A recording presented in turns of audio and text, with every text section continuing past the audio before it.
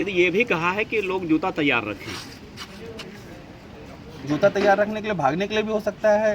मेरा नाम सौरभ मिश्रा है, मैं गोंडा का रहने वाला हूँ और मैं बसपा का यहाँ का सांसद प्रत्याशी हूँ। गोंडा आपने नामांकन किया है, किन किन प्रमुख मुद्दों को लेकर के आप चुनाव मैदान में हैं?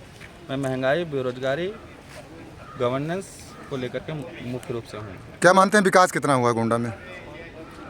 इसी सवाल का जवाब आपसे पहले एक पत्रकार जी को देख रहा था कि ये तो आप जानते हैं बेहतर कि कितना विकास हुआ है गोंडा में। रात में मैं घूम रहा था ऐसे सड़क पे, इस पे इतने गड्ढे थे कि मुझे नहीं लग रहा था कि हाँ ये गोंडा की शहर की सड़कें हैं, गांव के तो छोड़ दीजिए आप। भाजपा के जो मैं रात प्रत्याशी में प्रिंट आउट कराने गया तो वहाँ दुकानदार इसलिए प्रिंट आउट नहीं कर सकता था क्योंकि 2 घंटे से बिजली गायब थी बाजार में। तो कितना विकास हुआ है तो आप खुद जान देखिए। भाजपा के प्रत्याशी कह रहे हैं जानकारी निकल के आती है कि आपके पिताजी वर्तमान सांसद कीर्तिवर्धन सिंह के विद्यालय में प्रिंसिपल थे, इंटर कॉलेज में प्रिंसिपल हैं। हाँ, न किन्हीं कारणों बस बर्खास्ती ऐसी कुछ कार्रवाई हुई बर्खास्ती कार्रवाई हुई थी लेकिन वो बहाल हैं। बहाल है।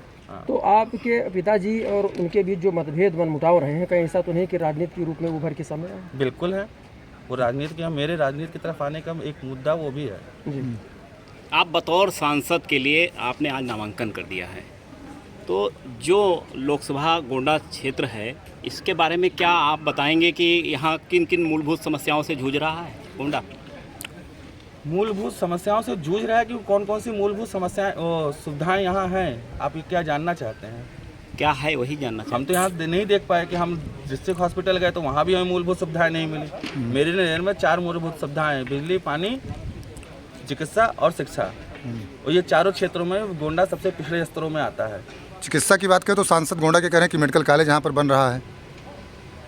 जो बन रहा है वो अलग की बात है, जो है उसमें किस कह रहे हैं उनके टाइम में बन रहा है। ये बलहाली आप बता रहे हैं, इसका जिम्मेदार किसको मानते हैं? इसको तो हम पहले के शासन को मानते हैं, जो स्पेशली गोंडा के जो पिछले सांसद वगैरह रहे हैं सब ये लोग, क्योंकि इन्होंने सही से नहीं ध्यान दिया, इसलिए गोंडा का भी ये स्तर है। अच्छा, इतना बड़ा राजघराना है, आप कैसे लड़ेंगे उनसे?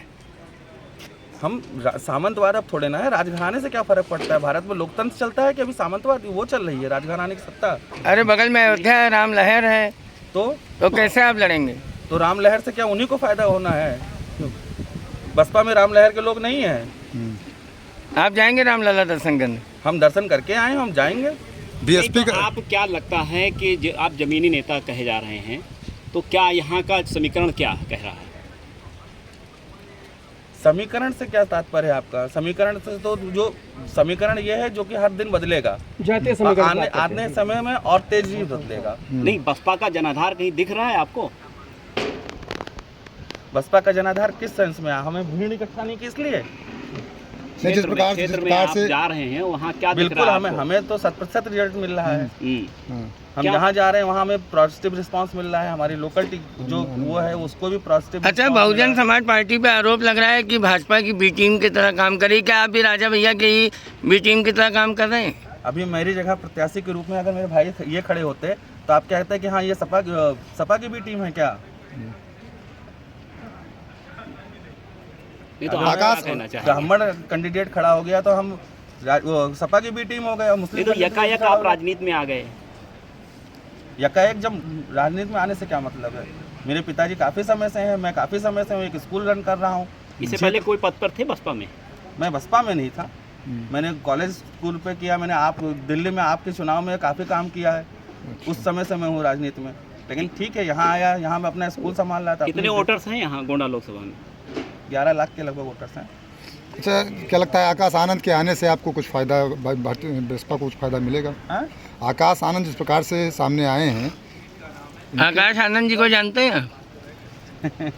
जानते हैं? आप मेरा यहाँ इंटरव्यू लेने के लिए आप जानते हैं? जानते हैं कि नहीं जानते? बिल्कुल जानते हैं। कौन है वो? बसपा में क्या है? नेशनल कोऑर्डिनेटर है हमारे। उन्होंने कहा है कि भारतीय जनता पार्टी आतंकवादियों की पार्टी। आप कितना इत्तेफाक रखते हैं?